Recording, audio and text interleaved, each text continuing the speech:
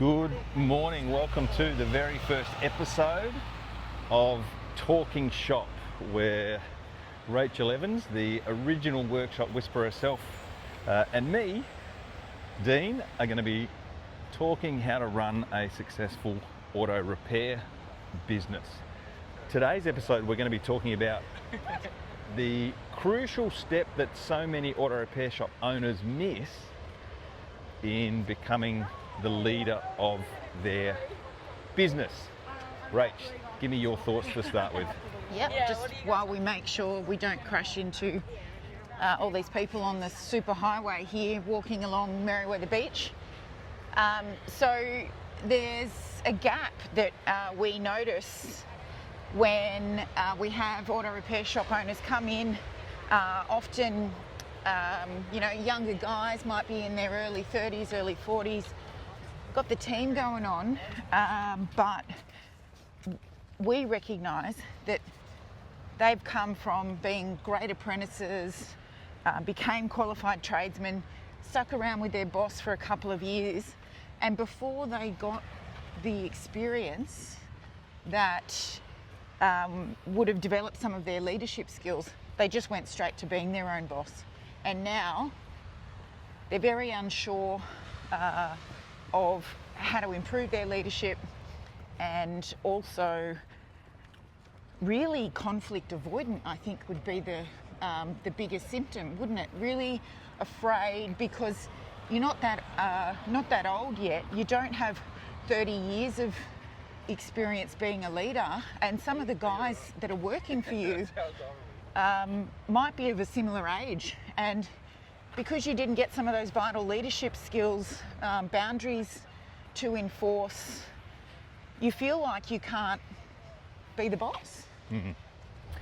Yeah, there's a natural progression, a cycle and evolution that all people actually need to go through in order to really decide what type of leader they want to be, and discover the skill set that it requires to lead people effectively, and that is an apprentice, a technician, a manager, a leader, and then up to an owner and an expert. And as you said, in so many cases, it's the manager part of that cycle that so many people miss, where they don't get to practice the skills on other people's teams. So they go from being a technician to doing their own thing, and they haven't done the hours, they haven't scun their knees, scraped their elbows, building their leadership portfolio or playbook for other people's teams. So with that, where did you get to cut your teeth in leadership before stepping into your own workshop? Myself? Yeah. Oh, so, well, my behavioural profile number one means that I am a leader of people, full stop. So I'd say at preschool is where I had my first leadership experience. But I've always been placed in the position eventually, even when I was employed,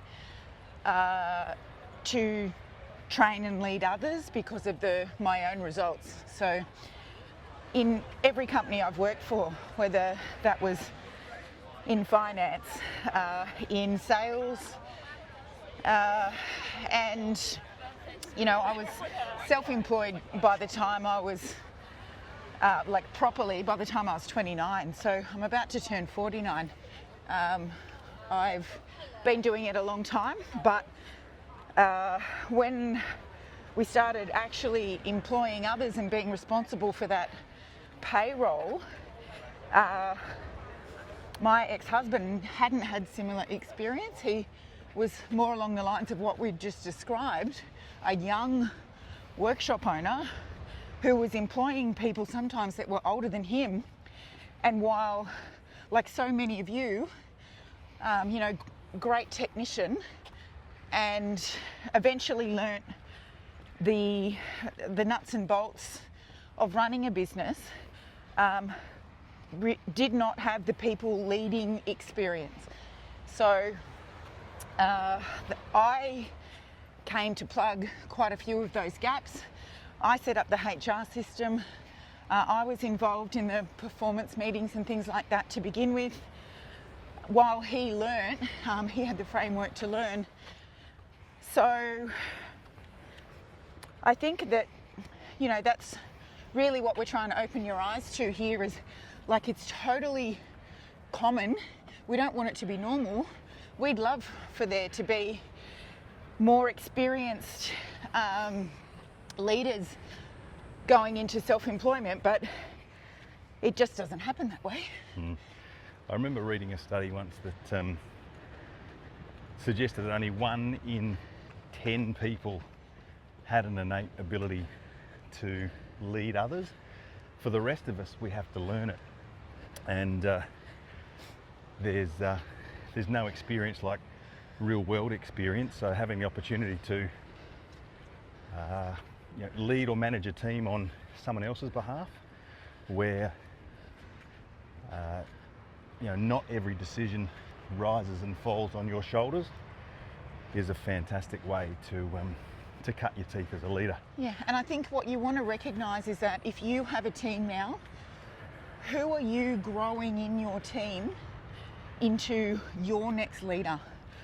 Who are you actually putting intention into so that they don't leave your employment without some of these leadership skills? There's a billion great books, and one of the ones that we're always recommending, have been recommending for 10 years when it comes to leadership and self-leadership, that's Extreme Ownership by the 2 Navy SEALs, Jocko Willink and Leif Babin. Yeah, but on our podcast, Whispering Loudly, there's 350 episodes there, and we talk about leadership all the time. So if you've picked up any part of this video and you're thinking, well, what can I sink my teeth into right now? Head to wherever you listen to podcasts, Apple, Spotify, whatever, and go to Whispering Loudly. And there are 350 episodes over there. I think that's it. Yeah, everyone's a leader. The only question is, how effectively are you leading your team? Thanks for listening. We'll see you on the next episode of Talking Shop.